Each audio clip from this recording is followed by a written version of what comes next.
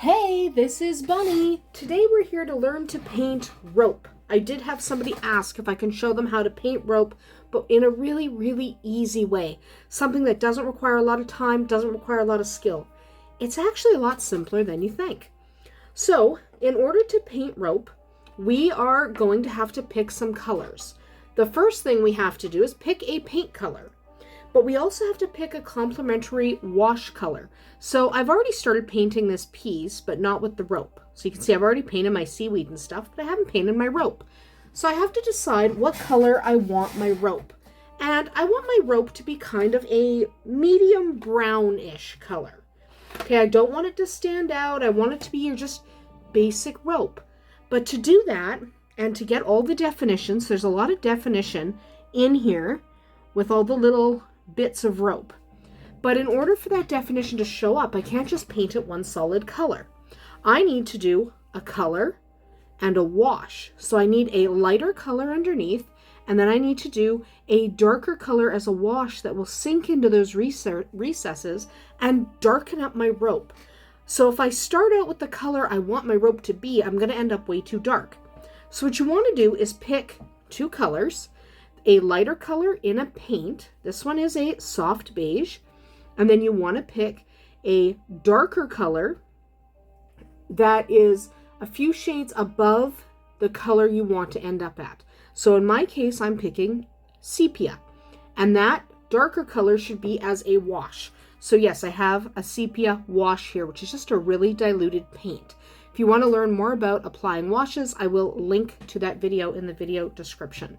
But this is just a wash. So when I put these two colors together, I will get the shade I want. And let me show you how that works. So I'm going to take some of my paint. First, we have to get our first coat here. So we're just going to paint our rope. Okay, we're going to paint only the rope. Rope's a little elevated, so I'm just going to paint the bottom. Okay, we're just going to paint all our rope delicately, carefully, except in the middle I'm just going to kind of slam the paint on because it doesn't matter. But when I get close to things I don't want this soft beige color, I'm just going to slow down because you don't want to do that. So what we're going to do here is I'm just going to speed this part up because this is going to be annoying. But we're going to finish painting this very nice beige color. Remember, you are staying lighter than the final color that you're after. So let's just speed this up a little bit.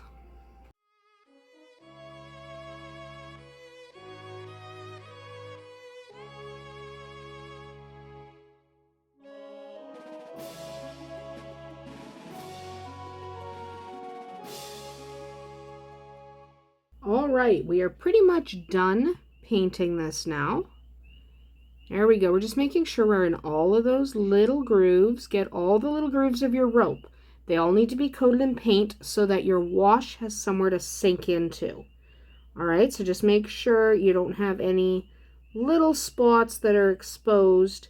You want to just go over those, make sure they are all nice and covered with a decent layer of paint. You don't want your layers to be too thick ever, so just stay nice and light. But do make sure you're getting decent coverage, including on your sides if your rope is wrapped around something. Okay, so just keep painting that. There we go. And we're going to call that good because I'm not too picky. You shouldn't be either. So we're now going to just let that sit, and it has to dry 100%. This will take a little bit of time. So if you want to paint this today, get started early in the morning because this paint needs to set and be 100% dry to the touch and then set some more. So you're going to want to leave it probably for 2 hours so that it can properly adhere and properly even cure a little bit, because if it's at all wet when you start the next step, everything's going to be ruined. So we're just going to ignore it for a couple of hours. Then we will come back and finish up. All right. Our paint has dried, so this is all completely dry. It's really important to be completely dry. Don't proceed until it is. So now we want to add that sepia wash we talked about. So I'm going to put down a paper towel and lay it on its side. Then I'm going to take my sepia wash and just start covering it. I'm using a fairly thin wash because I want that beige color to come through. Okay, we want that to really stand out because we don't want this too dark. If you want it a little darker, you can either use a slightly darker glaze or slightly darker wash is the correct term, or you can use a slightly thicker one. But I really want this to come through.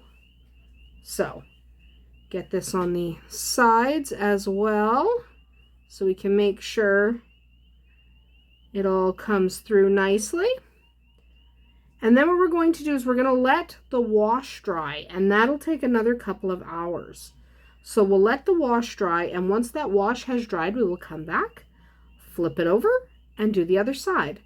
But for now, we're just going to let this dry. It's okay to use a little too much wash. It's okay. You just kind of overload it if you need to and let it just drip off the bottom. No big deal, but put like a paper towel or something underneath because it does get a little messy. You don't want to mark up your table. So have something that will absorb the water from the wash underneath. There we go. We will come back as soon as that's dry to flip it over and do the other side.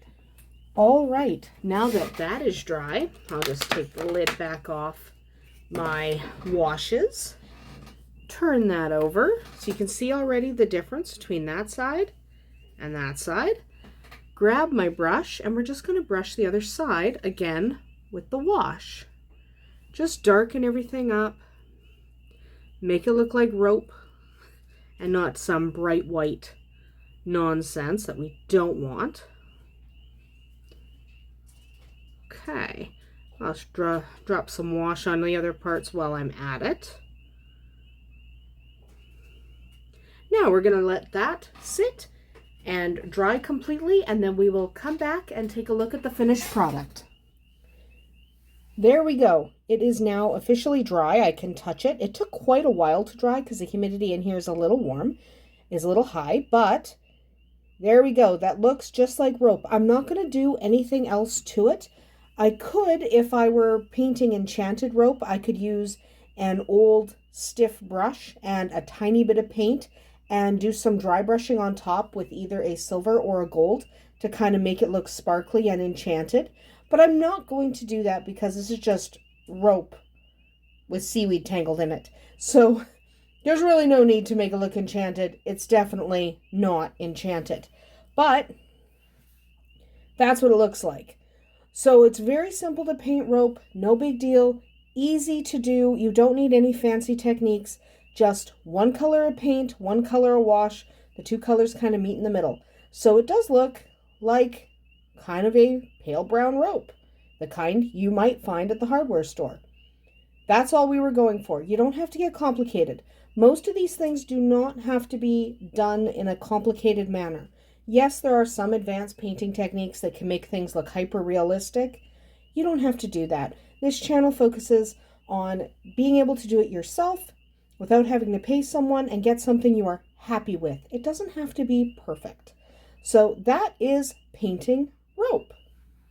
That is about it for us today. I hope you'll be back with us next time. Bye!